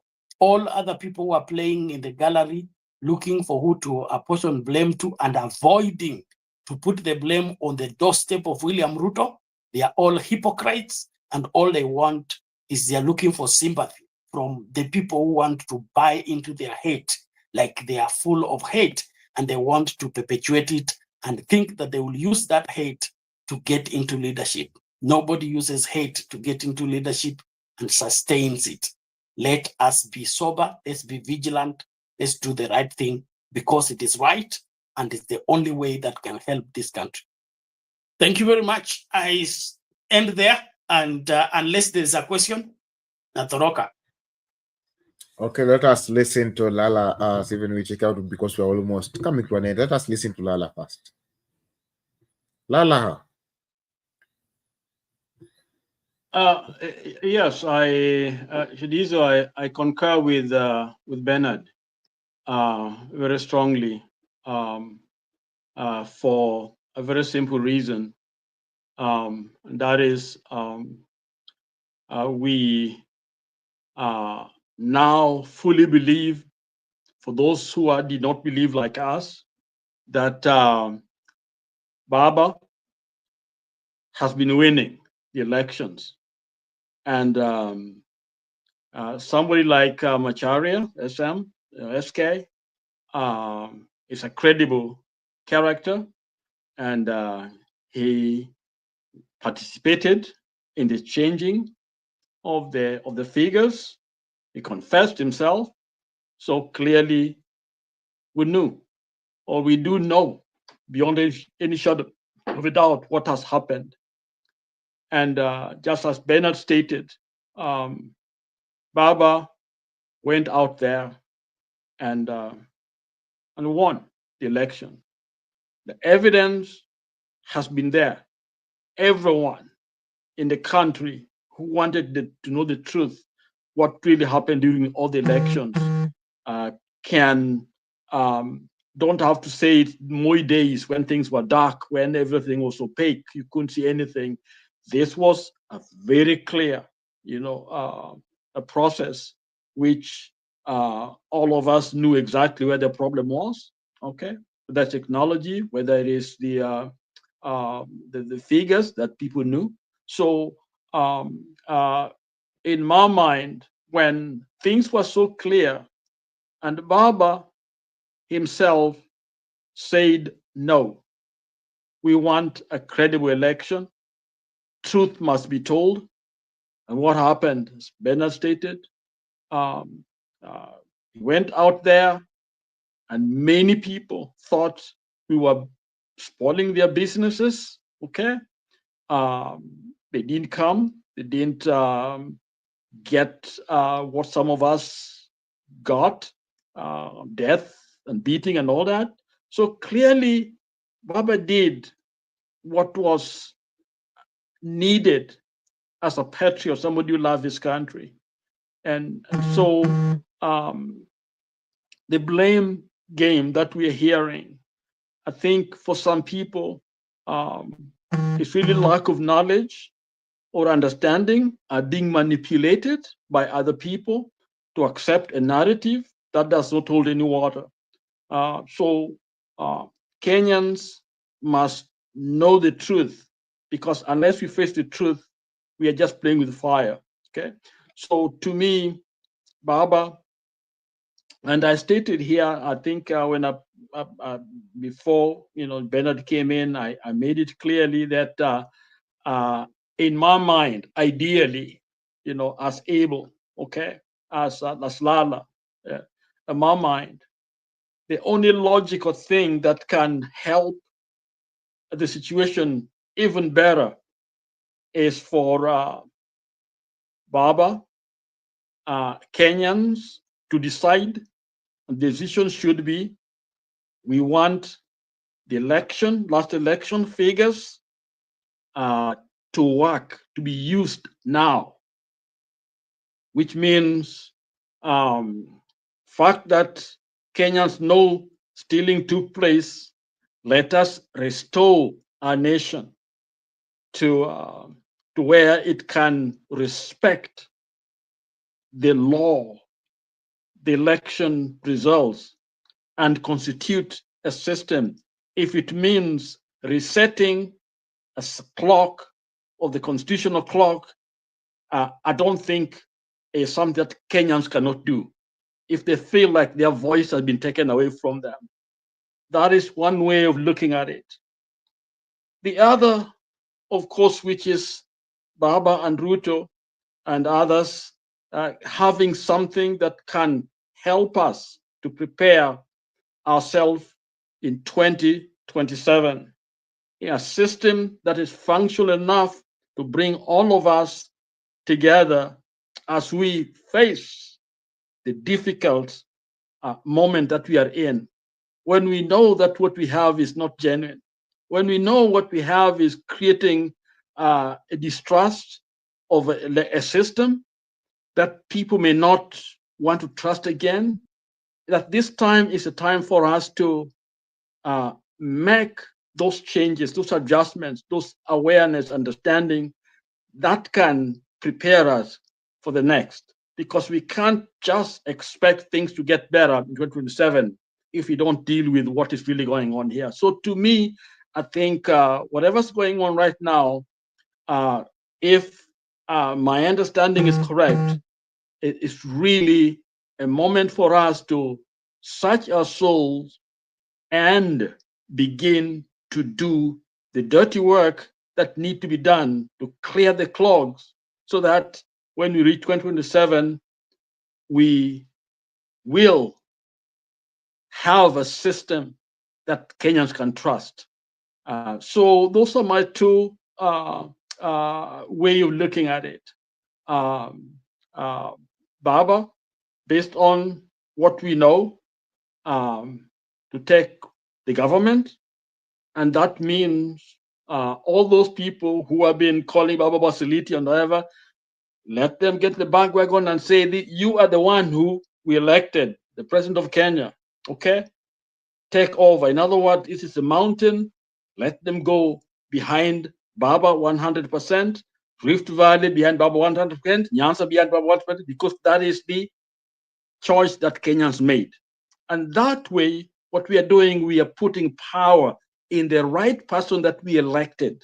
So we are saying to the nation that this is what we want for our nation forward. We don't want anything less. We want our election result to be respected. And based on what we know, we are going for the whole thing, even though the time is short, but we must respect the Constitution. So that way, then Baba has the mandate with Kenyans and others to prepare this nation for the next election. Okay? So in my mind, that is the best way to basically get us back on the right track. The one that Baba and Ruto have chosen is another way That to me is a secondary best. And that is because Ruto is at the power, okay, and Kenyans have court and everybody else agree that he should be there. Baba is saying, I'm respecting that, but he has to know that he did not win. But let us make this joint government, have this system for the time being, while we clean up the system towards the next election. Okay. In other words, we want the judiciary to work. Okay. We want election to mean something. We want Kenyans to be patriotic and respect the law. We want professionalism. In other words, let the law begin to bite and work for us so that we don't create the looters and others who have to go out of the nation. And that's a difficult job. So both scenarios are very difficult, but there's no other shortcut to get us where we need to go. Back to you, Shadizo. Thank you, Lala, for that submission. Indeed, it's great. And I want to welcome everyone that is watching. Please let us have this shared because the sharing is slow, and I would like to share the video so that we can add up to the number of the good number that we have up to. So I want to switch something up. I would like to ask Kenyans, please, if the first time coming across the channel, please consider subscribing, share the video to everyone. Please invite somebody to watch every time, because every day we are here from 11 to at least some to 2 to 3 hours. So I will appreciate if you'll be coming up, and also the other shows that will be running up during the day. So I invite everyone so that can be part and parcel of this or make this Kenya goes ahead every time. So I want, as we begin closing up this much for the day, let me hear from Bernard before he cuts away. Bernard, can you give us your closing remarks before you go away? Thank you very much for the opportunity, as well as for holding up on the show.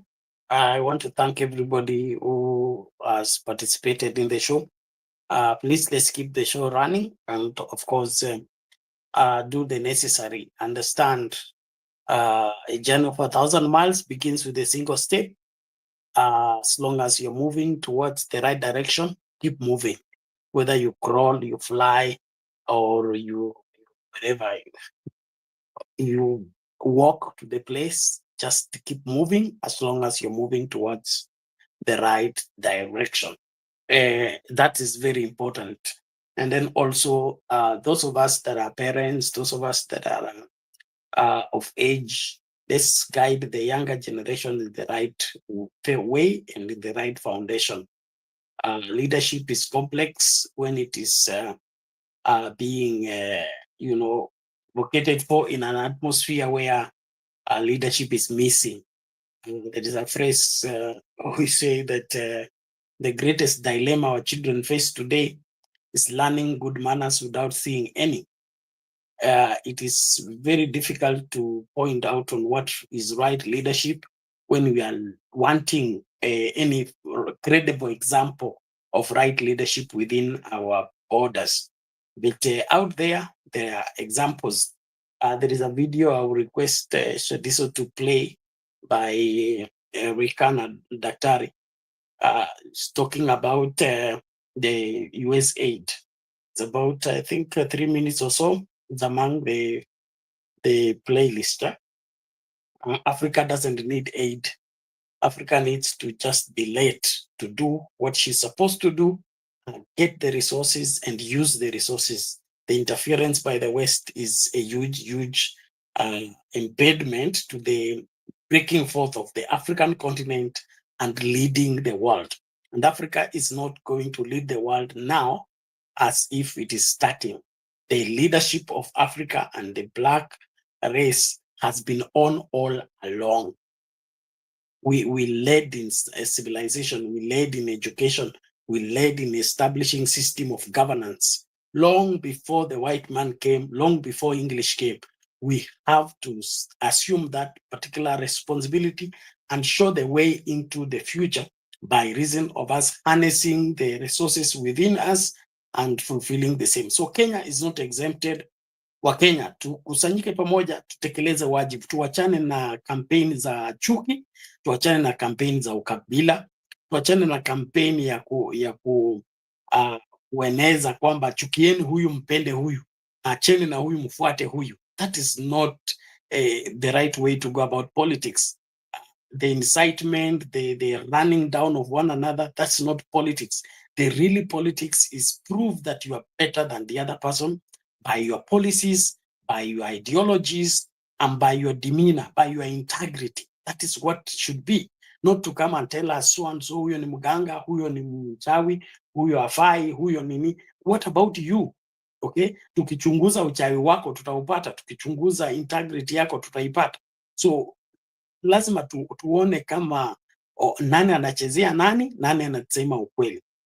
So tuachane na kampeni ya chuki, tuachane na kampeni ya ukabila, fanye kampeni ya masuala yanayohusu kila Mkenya na tupiganie kila Mkenya. Tuache maneno ya kupigania mlima ama kupigania Western Kenya au kupigania Nyanza. Tupiganie Kenya nzima. Kwa nini? Kenya nzima ikiwa salama, kila Mkenya atakuwa salama. Kenya nzima ikiwa tajiri, kila Mkenya atakuwa tajiri. Kenya nzima ikiwa na chakula, kila Mkenya atakula. Lakini tukiwa na chakula mlimani peke yake, Kenya hii ingine yote itakuwa nini? Itakuja huko mlimani kukula hicho chakula ambacho ni cha mlima peke yake. So tubadilishe nia, tuangazie masuala haya kwa ujumla kabisa, na itasaidia.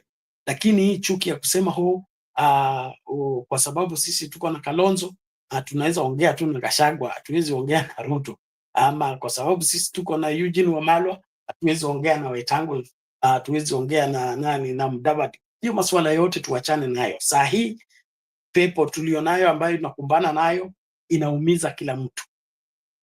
Uovu ambao unaendelea katika nchi unaumiza kila mtu, including hawa watu ambao tunasema tuwachukie na tupende hawa.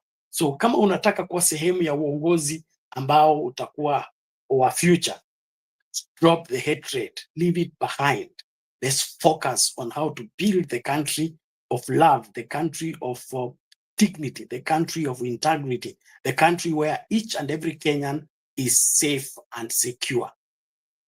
Securing the mountain only will not help Kenya.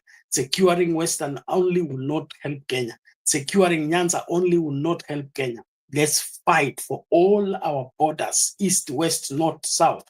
Every Kenyan needs to be safe and secure under the governance of the national government as well as the county government. That is where our energy should be. But this personality politics, where we are now running one person down to pick up another one and run with that person, like what the mountain is telling us. The mountain leader said Ruto anatosha. Okay, now they have turned around and be aliwadanganya. Amewadanganya hata kabla mjue aliwadanganya vipi. Tena mmeruka mnataka sasa Matiang'i ama mnataka Kalonzo. You're following still an individual. I'm sure you will end up still with the same problem, because mtasema tulifikiria kwamba huyu alikuwa mzuri, kumbe pia hakuwa mzuri. So the same scenario with Ruto may end up with Matiang'i, or it will end up with Kalonzo. What we need is to forget the personalities and focus on making Kenya better by ensuring that Kenya gets right leaders. Lastly, as we close, I want to remind us that our bills are due. Like our StreamYard bill is already due. We are in the red. So that means it expired on the 16th. Today is what? 19th. We need to pay it as soon as possible. Inakuanga $50. VPN, we dropped it. So we need those $50 to pay up for the StreamYard, so that we continue having the show as we're having without having to be in trouble. So tunakuomba kwa mchango wako. We have 21 people watching. Shadizo, you can display the details on how to send your contribution. Use those numbers and respond as fast as possible so that we don't need to reapply for StreamYard. If we reapply, it will apply for the new charges which are higher. So let's retain our recurrent bill, which is around $50 monthly every 30 days. Thank you very much. I hope to resume the shows soon. I'm still on medication. Nimeongezewa dawa ingine, but I'm getting better.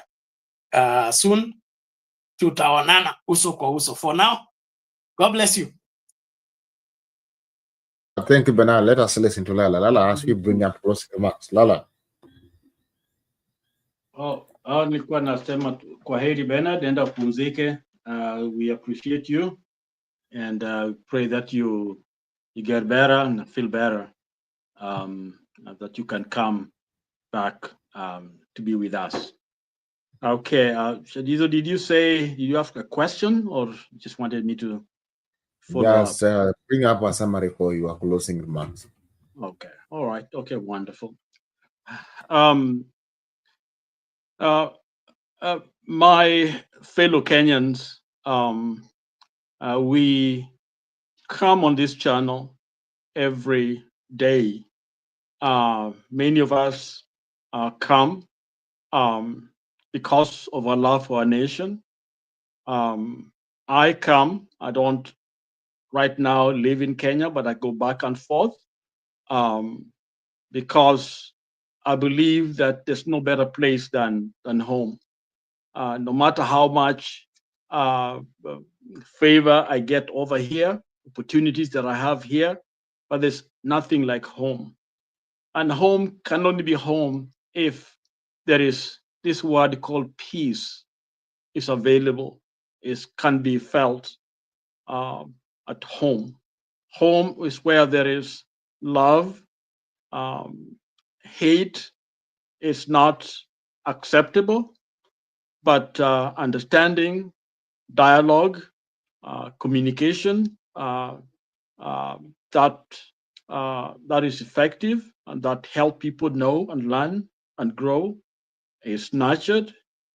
Home is a place where our young people can grow up and to dream and live their dreams, realize those dreams, because it is God's given right and it is for all of us to help nurture those dreams.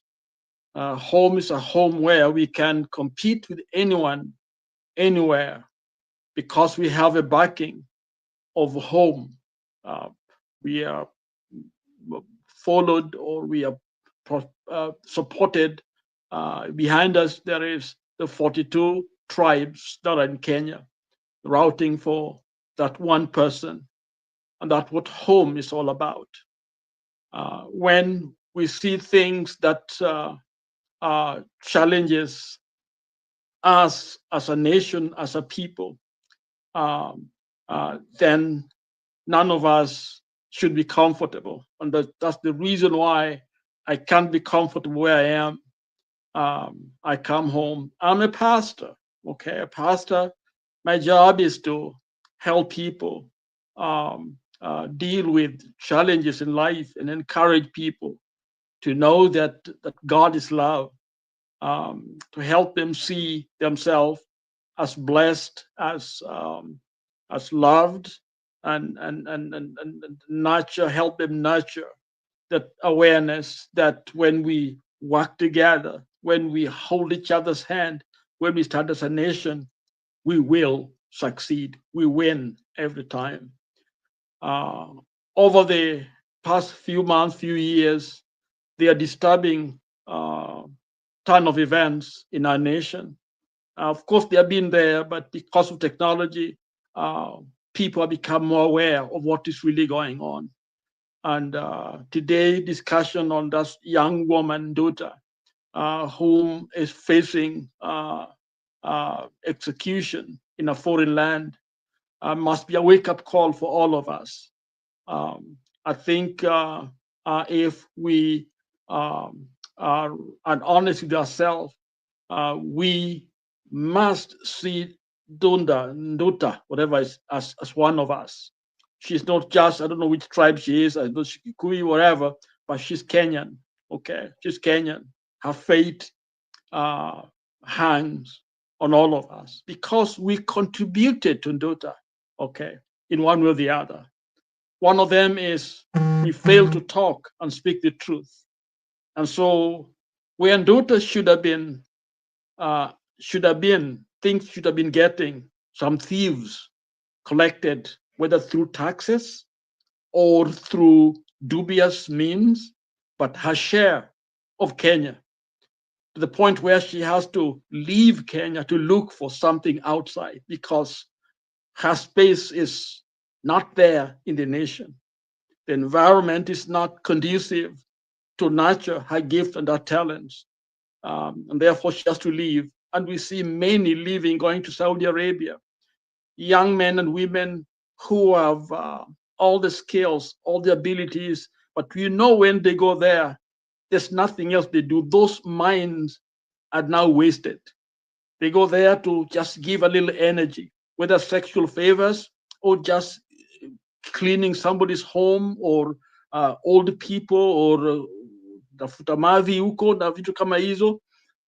We know that's not what God intends for Kenyans, whom parents have put a lot of resources in to kind of uplift their lives. And that's how we waste them. So all of us are responsible. So when you start pointing finger at that person, please remember those other fingers are pointing at you. We must take this as a collective responsibility so that as a nation, we can exercise these demonic activities that has kept us in cages where our economy is not good. And I shared this yesterday. I hear of wonderful opportunities that may be in Congo, mines, in Kenya, the resources, the hotels and others. But when you watch and look at who benefit from all these resources, they are not Kenyans. They are those that are sitting in Vegas, in New York, in Singapore, in Hong Kong, in London. They are the one enjoying it. Sisi tuko fukara. We may have to carry things for them, go into the mine and mine for them, but those mines do not benefit us because of the poverty of the mine and the condition in which our nation have found themselves in, where you and I are outsiders. Even for some of us who have educated, we don't know how the economy runs. We don't know how things run. We are outsiders looking inside. We talk about Rutus and others, but we don't know the inner working of systems. And then we pretend to be nationalists, we pretend to be the wananchi, the owners of the land, when actually we are not stakeholders in what is going on. I think time has come for us to be able to find out truth and demand to know what is going on. Let's change the system to the point where our young people know what is going on. One of the difference between an American and a Kenyan when they are sick is this. An American will tell you all the drugs, even somebody who never went to school. They know exactly what they are taking and how much they are taking, what the side effects are, and before they even take that medication.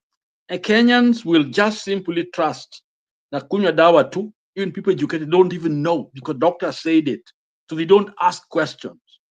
And I think that is why we are in this trouble, because we don't demand to know the truth and participate in creating our own system to work for us. So as we end today, Kenyans, we have a lot of questions. We have a lot of things that we must know. And the only way to know it is to come to a site like this one. Let us debate, let us talk, because this is what will create a new system for us when we demand the truth. I'm sorry to say this, I'm much older, but I don't think I've known the work of the government the way I should have known, because I've been kept out of it, like most of us, and that's why we have a dysfunctional system that we think serikali is almost like it is something foreign to us, when actually we are the government. It is our voice. And that's why I like to come to this site, because we are speaking. And not just speaking, we're taking the authority that is ours to demand that what we need to know. And we are learning and causing changes. So welcome other people, let's talk. Thank you, Shadizo. Thank all of you that have been here today. Thanks. Back to you. Thanks, Lala, for that submission. It is great. I appreciate for those who are watching. I appreciate for those who have made it for the day. I don't have any other compliment, but to appreciate you and to thank you. Let us call it, and then let us meet tomorrow, the same place, the same hour, the same day.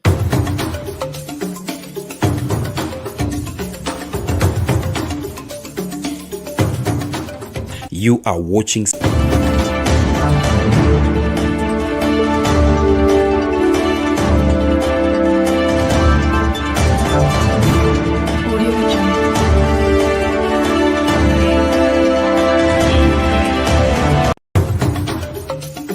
Tunaingia vijijini, mijini na hata jijini kukuletea taarifa mchana kutwa. Usiku tunaketi kitako, tunadadavua tukichanganua taarifa na makala muhimu yanayokuhusu wewe na familia yako. Ungana na Bernard Ngozi kwenye Open Forum Political Show kuanzia saa 4 usiku hadi dakika zake kila siku ya wiki kwenye